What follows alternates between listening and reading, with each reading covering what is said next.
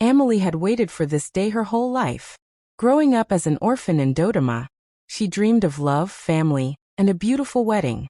Now she stood in her white gown, heart full of hope, ready to marry her longtime fiancé Themba. The hall was packed with friends and family.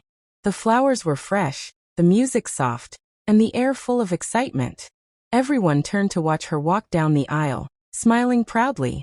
But just as she reached the altar, Themba's brother stepped forward, his face pale. He leaned in and whispered for words that shattered everything. He left with Naledi. Amahle froze. Her smile faded. Her heart dropped. Naledi, the ex-girlfriend who once broke Themba's heart, had always been in the background, but Amahle never thought she was a real threat. Now, on the most important day of her life, she realized her groom had run off with another woman. The whispers in the crowd grew louder. Amahle's hands shook. The music stopped. Her dream day had turned into a nightmare. Eyes filled with tears, she stood there, lost and broken, as people began to murmur, some in shock, others in pity. Cameras started flashing. The priest looked confused. Amahle wanted to run, to scream, but her feet wouldn't move. All she could hear was that one sentence over and over again. He left with Naledi. Amahle stood alone at the altar, her white gown shining under the lights, but her heart felt cold and heavy. The priest looked at his watch again, then at her, unsure what to do. The room was full of people, but Amahle felt completely alone. Guests started whispering. Some covered their mouths in shock, others took out their phones. Aunties were gasping loudly. A child asked, "Where is the groom?" And no one had an answer. Amahle's hands were shaking. Her makeup was still perfect, but her world was falling apart in front of everyone. Then a notification buzzed on someone's phone. And suddenly, silence turned to chaos. A video had just been posted by Naledi. In it, she was kissing Themba. She looked straight into the camera and smiled with sharp confidence. Her voice said clearly, "He chose loyalty over pity." That one sentence spread like fire through the crowd. Some gasped louder. Others just stared at Amahle with sympathy. Amahle's legs gave up, and she fainted right there at the altar. People rushed to help, fanning her, shouting her name, but the damage was done. It was supposed to be her happiest day. Instead, it became a show, and she was the heartbroken star. But not everyone in the crowd was laughing or gossiping. At the very back of the room, a tall, quiet man in a sharp navy blue suit stood watching. He didn't whisper, didn't take photos. He just watched with calm, serious eyes. His name was Zuberi Mwangi, and while everyone saw a broken bride, he saw something different. Something powerful. Something worth saving. The hall was still buzzing with noise. People were shouting, whispering, recording on their phones. Amahle had just fainted, and now she sat on a chair, barely awake, her makeup smudged, her heart shattered. The priest stood awkwardly near the altar, unsure if he should leave or stay. Everyone seemed confused and uncomfortable. Everyone except one man. He stood at the very back of the hall, tall and calm, dressed in a perfect navy blue suit. His face was serious, but there was something gentle in his eyes. Slowly he began walking down the aisle. People turned to look. Whispers filled the room again, but this time they were different. "Who is that?" someone asked. "He looks important," another said. The man didn't look left or right. He walked straight to Amahle, who was trying to stand on her feet. She looked up, confused, tired, and lost. But then he did something that shocked everyone. He reached out his hand to her. His voice was calm and steady, but filled with warmth. "You deserve a wedding," he said softly. "Would you like to continue with me?" The whole room went silent. Not a sound. Just hearts beating, eyes wide, and phones now recording something no one expected. Amahle blinked, thinking she must be dreaming. "What?" she whispered. "I'm serious," he said. "You don't deserve to be left in shame. You deserve joy, love, and a moment that belongs to you, not him." Some people gasped. Others whispered his name. "That's Zuberi Mwangi," someone said. "The cocoa billionaire from Nairobi." Everyone suddenly recognized him. One of Africa's most private, most powerful businessmen. And now he was standing here, asking a broken bride if she wanted to finish her wedding with him. Amahle looked around the room, then back at his hand. Her eyes filled with tears, but this time, not from pain.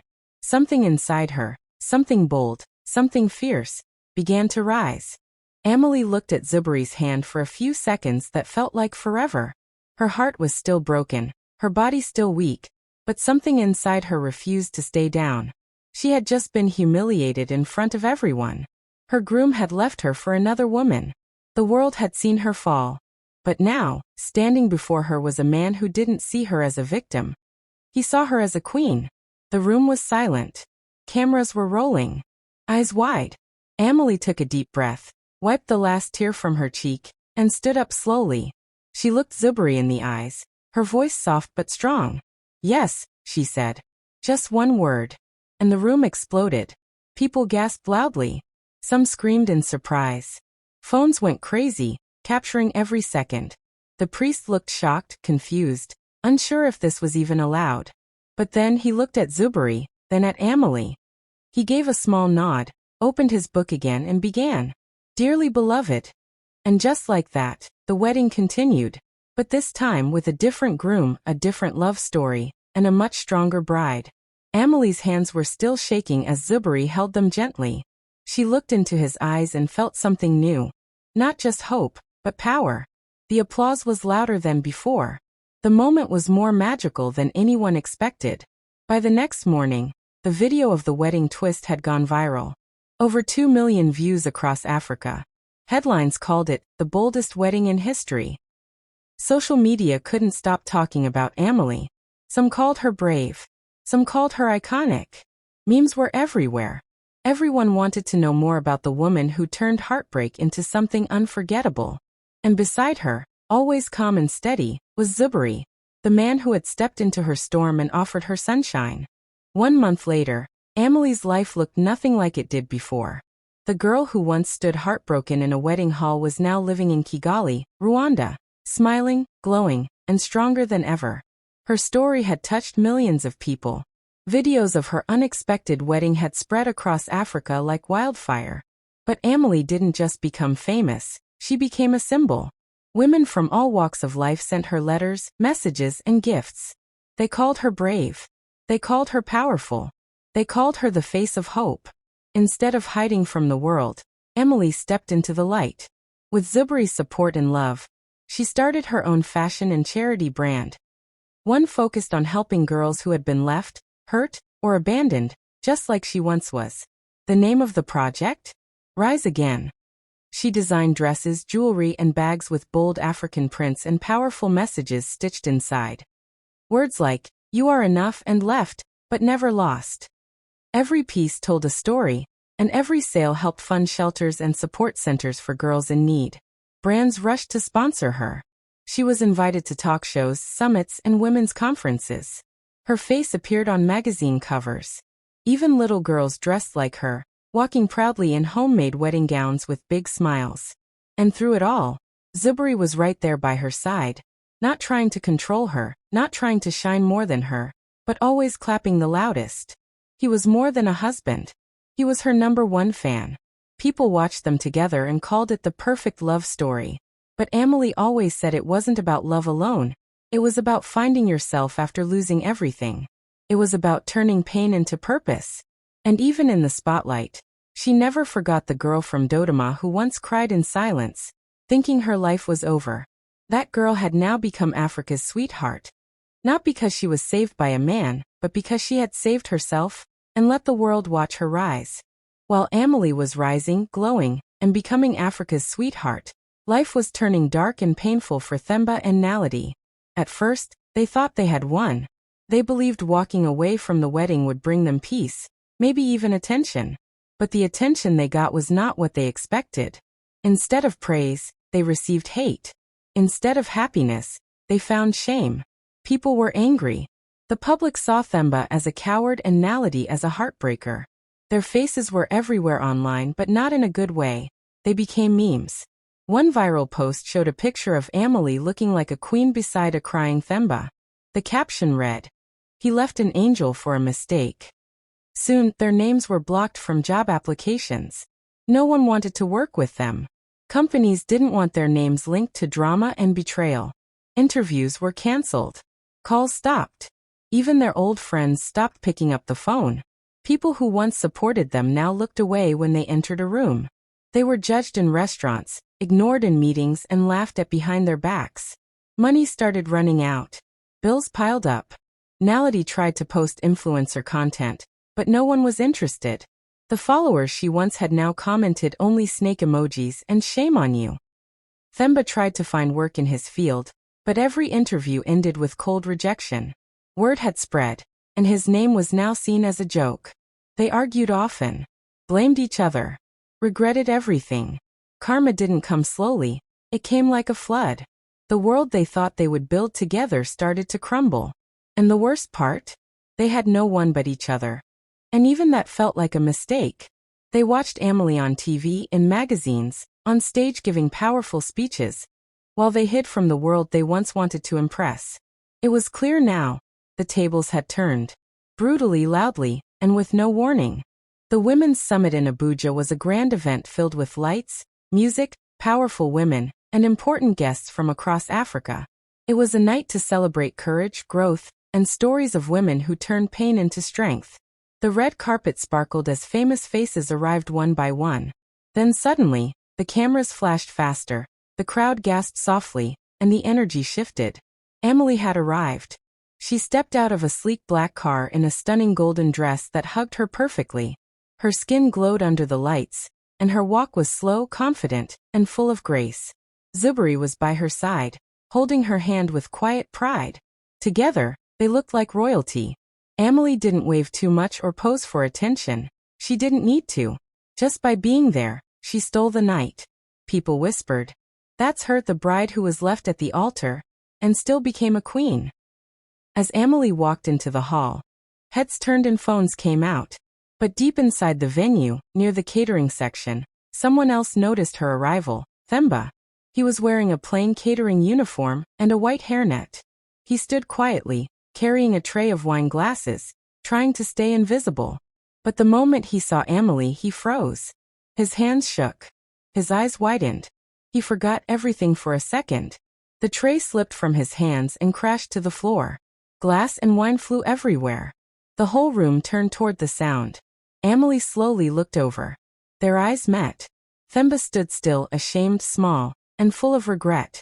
But Amahle didn't react with anger. She didn't speak or even stop walking. She gave him a calm look, then turned her head and kept moving forward with Zuberi by her side. That moment went viral across social media. A photo of Amahle in gold walking past Themba in his hairnet spread like wildfire. The most shared caption? She didn't say a word. She didn't need to. Amahle's silence was louder than any revenge. Her glow, her power, and her peace said it all. The room was silent as Amahle walked onto the stage at the Women's Summit. The lights above her were warm, soft, and golden, just like the glow in her heart. She looked around at hundreds of faces, women, men, leaders, dreamers, all waiting to hear from the woman whose story had touched an entire continent. She stood tall, dressed in a deep red gown that made her shine like royalty. Beside the stage, Zuberi sat proudly, his eyes filled with love. In the far back corner, quietly standing by a wall, was Themba. His head was down. He couldn't meet her eyes. Amahle took a deep breath. Then she smiled gently and leaned into the microphone. Her voice was calm, clear, and full of power. "Sometimes," she said, "when people leave you in ruins, the universe sends you a palace." For a moment there was silence. Then the entire room broke into loud applause. People stood. Some clapped with tears in their eyes. Others cheered. The moment was strong, bold, and unforgettable. Zuberi clapped the loudest. He looked at her like she was the sun. Amahle's eyes met his for a second, and her smile grew. In that moment, everyone knew this was not just about love. It was about strength. It was about rising after pain. It was about walking with grace after being left broken. Themba, still standing at the back, looked smaller than ever. He had once left her in front of everyone. Now in front of the world, she had shown him what real power looked like. But she didn't speak to him. She didn't mention his name. She didn't have to. Later that night, clips of her speech flooded social media. Millions of views, shares, and comments poured in.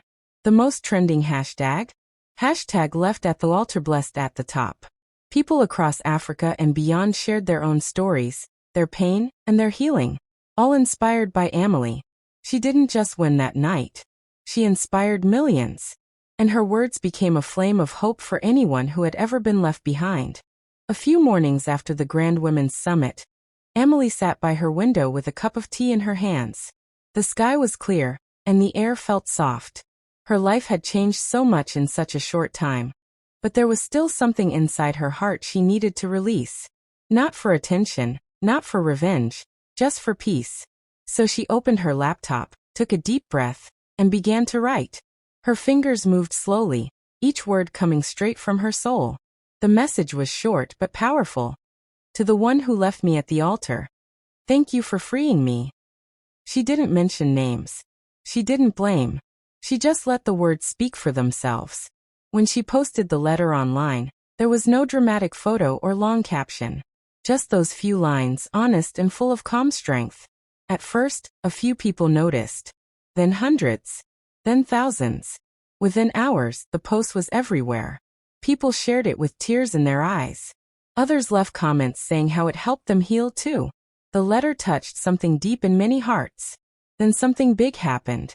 Oprah Nsibunga, one of the most respected voices in Africa, shared the post on her page and wrote, "Sometimes healing is louder than hate. This is what grace looks like."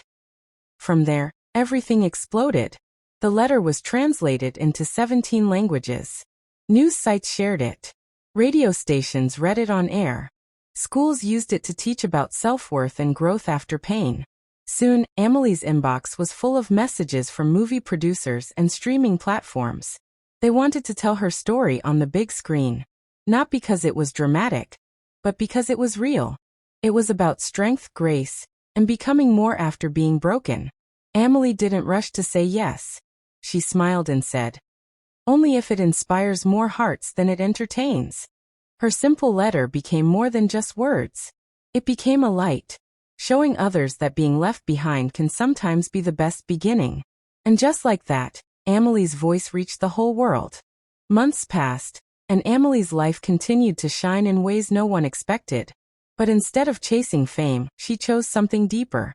With the help of Zuberi, she opened a shelter for brides who were left, hurt, or afraid on their wedding day. It was a safe place filled with love, soft beds, and warm meals. A place where broken hearts could slowly heal. People across Africa donated, volunteered, and supported the shelter because they saw how much Amahle truly cared. Despite all the attention she received, Amahle stayed humble. She didn't want cameras following her every move. So when it was time to celebrate her own happiness, she and Zuberi planned something small. They returned to the beautiful island of Zanzibar, where the ocean whispered peace, and love didn't need an audience. There were no reporters, no interviews, no big dresses or flower walls. Just Amahle and Zuberi, standing barefoot on the sand, looking into each other's eyes with quiet joy. They renewed their vows under a soft sunset, holding hands, smiling like it was the first time. It wasn't about proving anything to the world.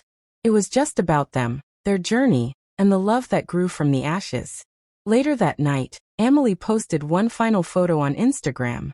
It showed only two hands linked together and the words, "When he left me at the altar, he didn't know he was setting me free to walk into destiny." That one sentence melted hearts everywhere. Because it wasn't just an ending, it was a beautiful beginning, on her own terms.